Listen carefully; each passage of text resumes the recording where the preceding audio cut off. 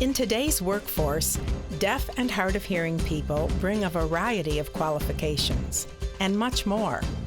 Employers who hire deaf and hard of hearing individuals find that they have unique experiences in their lives related to upbringing, language, culture, and values. This may be true of your current or future deaf and hard of hearing colleagues as well. Let's hear the stories of some successful deaf and hard of hearing people working for various employers.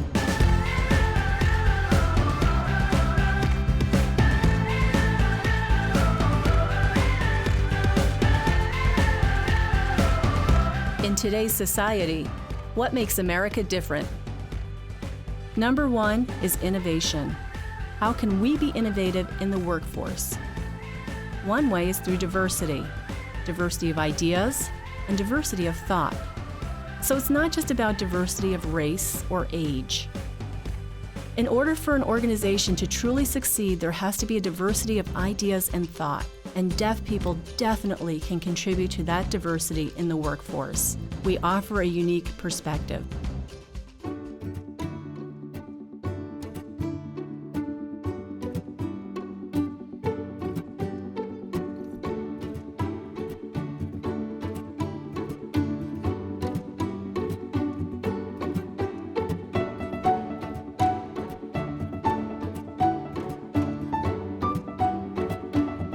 I was born deaf.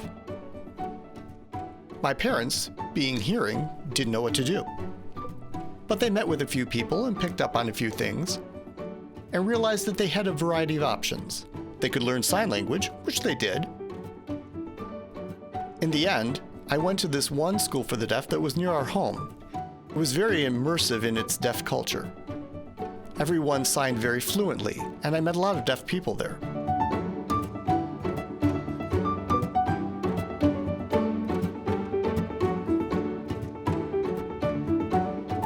I'm deaf. I was born hearing, however. I became deaf at 6 months of age. I became deaf from spinal meningitis that I contracted. My wife was born hearing as well. From the same illness, she became deaf at 15 months.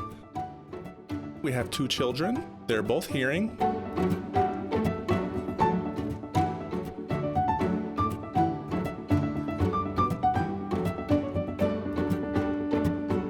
I was born deaf.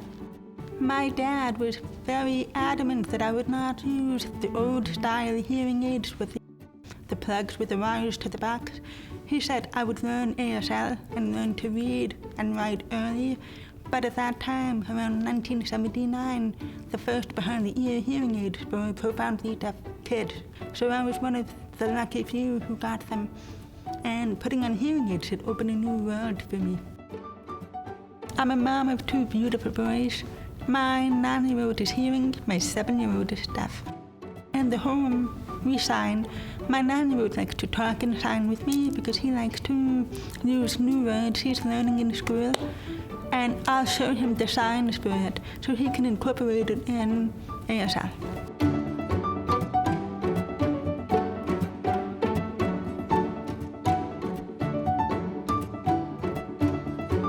Believe it or not, I was actually born hearing. And then after the testing procedures, they found out that I was profoundly deaf. My immediate family, like my aunts and uncles and even my grandparents, they attended classes regularly and picked up sign language rather fluently.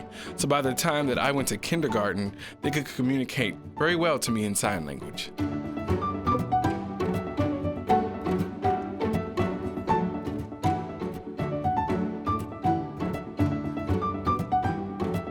I identify myself as deaf. I was raised in a deaf family. My husband and I have similar backgrounds. He's deaf. He went to a school for the deaf and also a mainstream program. And our children are deaf as well. I was very lucky. My parents were academics. My dad ended up going to law school. My mother went to Georgetown and became a sociolinguist. Throughout my childhood, I was exposed to many wonderful deaf professionals. Dentists, other lawyers, CEOs who were in Fortune magazine. Really, just many successful deaf leaders, actors, Truly a diversity of deaf professionals. Seeing these role models, I knew that I could do anything that I wanted.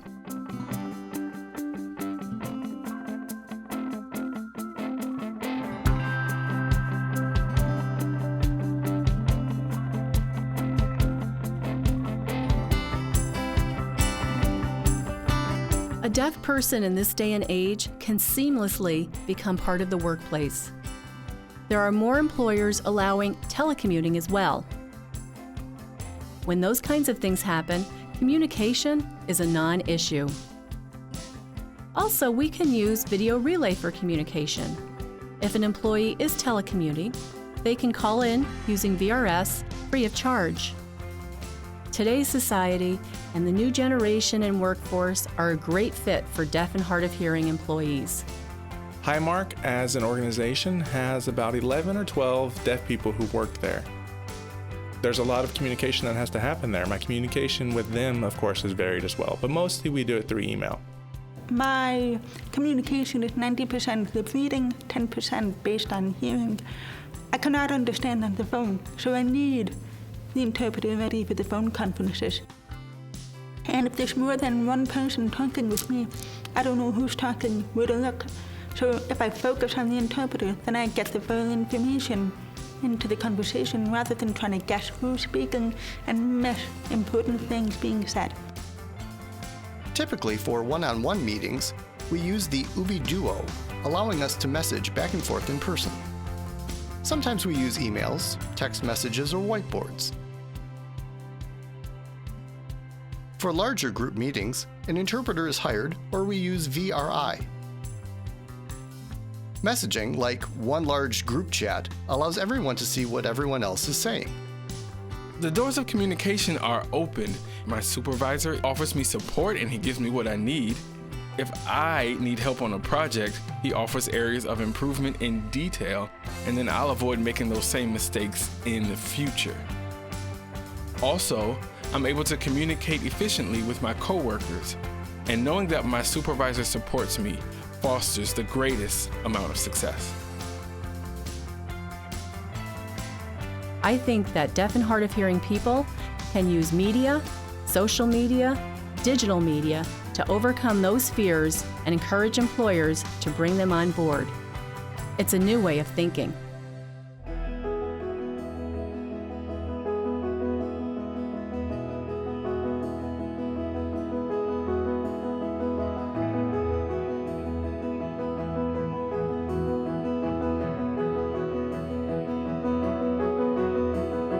I have the drive to succeed. The drive to prove to people that I'm capable of working well with peers and working harder than others. I did work twice as hard to prove myself, and as a result, I produced great results. I was offered a position in the lower range of the PM, and after working for about a year, the branch chief sat down with me. We were just having a conversation. He said, "I'm really impressed with your work ethic.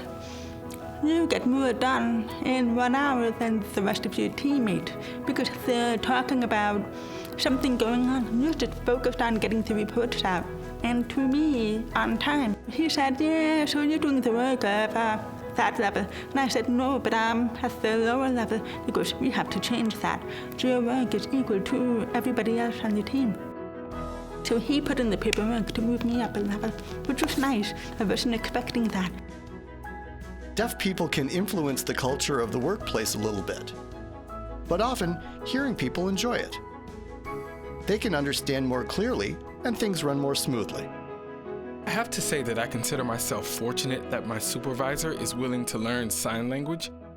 I was impressed at how sign language became a vehicle to exchange cultures. I would teach him sign language and expose him to the deaf culture, and in turn, he was able to teach me about different facets of my job. So many are so bent on proving themselves that they challenge themselves more. I would like to say that. I can't speak for all deaf, but you have those driven deaf people who just want to show them, the only difference between deaf and hearing people is we just can't hear.